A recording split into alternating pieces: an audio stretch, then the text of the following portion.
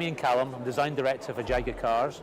I work at the design studio in Coventry, and I have about 100 or so people working for me, and we have a great time. We design Jags. What else? We're here at Clerkenwell, design week at Clerkenwell.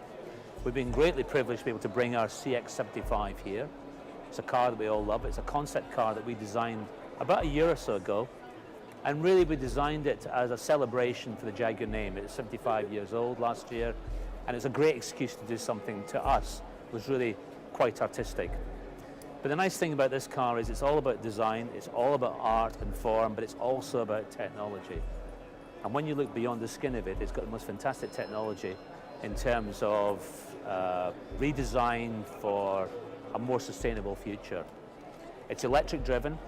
It has 4 electric engines, 1 at each wheel. And the power of these engines are powered by small gas turbine engines, effectively jets. And what these small jets do is they charge up the batteries. They've got a generator to charge up the batteries, and they maintain the power of the batteries to maintain the power of the car. Now, the important thing about a car like this for Jaguar is that we are now meeting the electric world, the more sustainable world. But it's also important we don't lose our attributes as a brand. Jaguar is about beautiful, fast cars, and this is a very fast car. It would theoretically be capable of over 200 miles an hour. It's important that we continue that ethos for Jaguar, but at the same time create something that is good for the sustainable world for the future, at least appropriate. And that's what this car is all about. The great thing about any concept car is they act as catalysts. Because we do them very quickly, this took all of 6 months to do, we don't have to go through the whole procedure of a production car, which is a very, very long-winded process. And it acts as a catalyst both in technical thinking and design, emotional and visual thinking as well. So once we've designed this car, we can refer back to it to move on to the next stage. Had it been a production car, it would take too long and we'd miss that opportunity. And so really it's a catalyst for thought and design.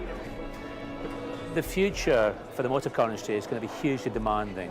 You know, first of all, the luxury end of the car market is increasing around the world. If you look what's happening in China and the eastern part of the world, the luxury market is increasing hugely.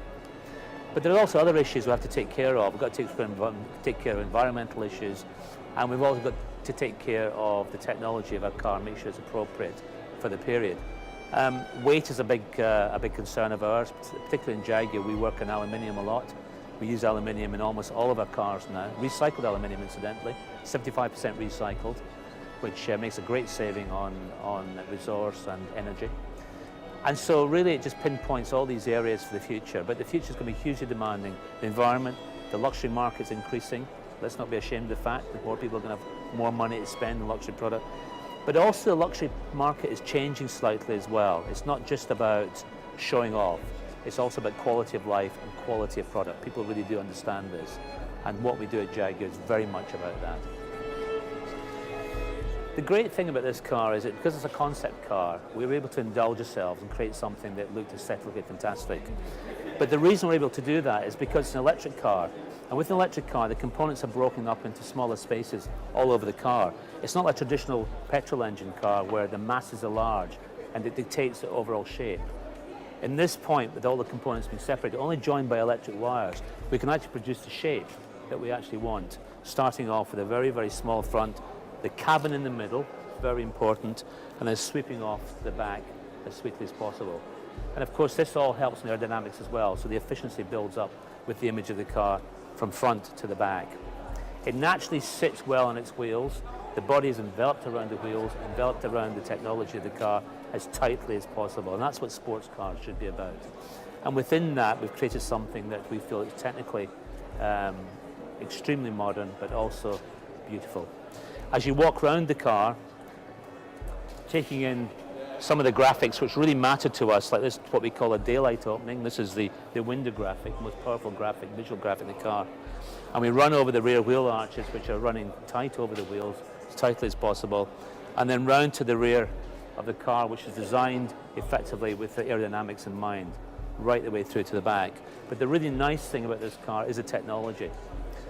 As you look inside the car at the back, you see these 2 beautiful little turbines, which are there to charge the batteries which power the motors. And just to combine that wonderful, efficient technology in something this beautiful and this sweet, I think it's just a work of art at the end of the day.